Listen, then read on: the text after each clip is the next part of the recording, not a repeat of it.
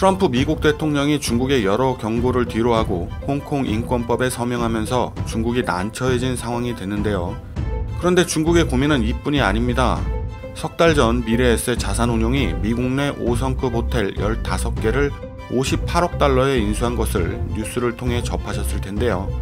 이 15개 호텔을 매각한 기업은 다름 아닌 중국의 안방보험이었습니다.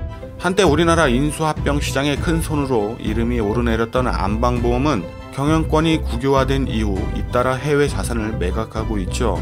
이렇듯 한때 전세계 해외 자산을 무차별적으로 사들일 만큼 자금이 넘쳐났던 중국 기업들이 최근 심상치 않은 모습들을 보이고 있고, 중국이 달러 부족에 허덕이고 있다는 소식이 곳곳에서 전해지고 있는 가운데 한국에 진출해 있는 중국계 외국은행 지점들이 달러 자금을 대거 조달해 중국 본토에 보내고 있는 것으로 확인됐습니다.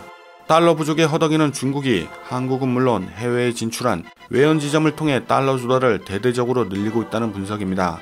중국 은행들이 다른 나라에 진출해 있는 지점을 통해 달러를 대규모로 조달하는 일은 극히 이례적인 일인데요. 국내에 들어와 있는 중국계 외연지점은 역외 시장에서 단기로 자금을 빌린 뒤 이 자금 대부분을 중국의 은행 본 지점에 다시 대출하고 있는 것으로 전해졌습니다. 중국 은행이 조달한 외채는 중국 기업의 부족한 자금을 메우는 데 쓰이는 것으로 예상되고 있는데요. 중국 본토의 달러 자금이 심각하게 줄었기 때문이라는 분석이 여기저기서 나오고 있습니다. 중국이 한국 등에 진출한 외연 지점을 통해 달러 자금을 싹쓸이에 조달하는 이유는 단순합니다. 중국 본토에서 달러가 부족하기 때문이죠.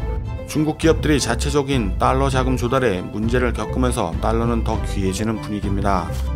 한때 중국은 막강한 자금력으로 해외 자산들을 무차별적으로 사들였었는데요. 2015년만 하더라도 중국 기업은 약 1000억 달러의 해외 자산을 구매한 반면 100억 달러 정도만 매각하는 공격적인 행보를 보였습니다. 하지만 2016년을 기점으로 중국 기업들이 미국과 유럽에서 사들인 기업들은 제대로 된 성과를 거두지 못하고 있는데요. 중국 기업들의 자금 사정도 악화하면서 최근에는 채무 불이행을 선언하는 기업들도 줄줄이 나오고 있습니다.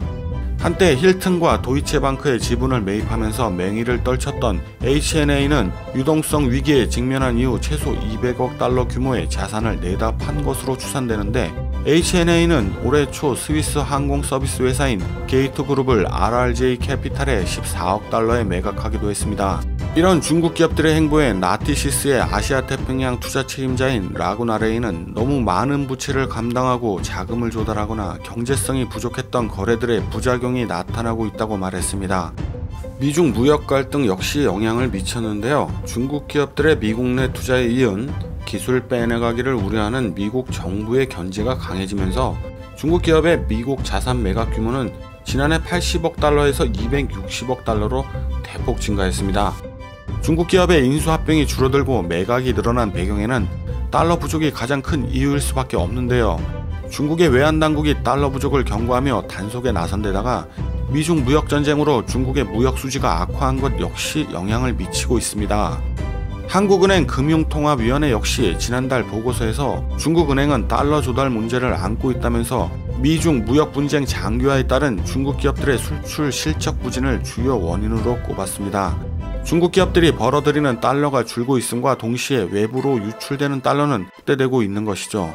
이는 중국의 경상수지 축소로 이어질 수밖에 없는데요. 중국 기업의 달러 가뭄을 중국 본토의 은행들이 뒷받침해 줄 수 있는 상황도 아닙니다. 중국 은행들이 심각한 부실 문제를 안고 있기 때문이죠.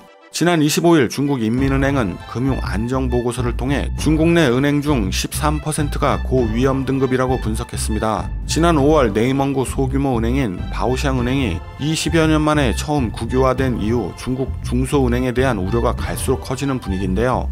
마지막 보루인 중국 당국의 외환보유고도 충분하지 않은 상황입니다. 중국의 외환보유고는 2014년 한때 4조 달러에 육박했지만 2015년에서 2016년까지 1조 달러 정도 소진됐습니다. 당시 위안화가 급격한 약세를 보이면서 중국 당국이 달러 위안 환율의 급격한 상승을 막기 위해 달러 자금을 사용한 것으로 추정되는데요. 2016년 이후 중국 외환보유고는 3조 달러 수준을 유지하고 있지만 중국의 대외 채무를 제외하면 1조 달러 정도에 불과할 것이라는 전문가 분석도 나오고 있는 게 현실입니다. 달러 보유가 여전히 전 세계에서 가장 많은 수준이지만 중국의 위기 상황을 방어하기에는 부족하다는 평가가 대부분입니다. 미국과 무역 전쟁이 끝나지 않은 만큼 외환 보유고를 비상금으로 활용해야 할 상황이 생길 수도 있기도 하고요. 함부로 외환 보유고를 소진할 수 있는 상황이 절대 아닌 것이죠.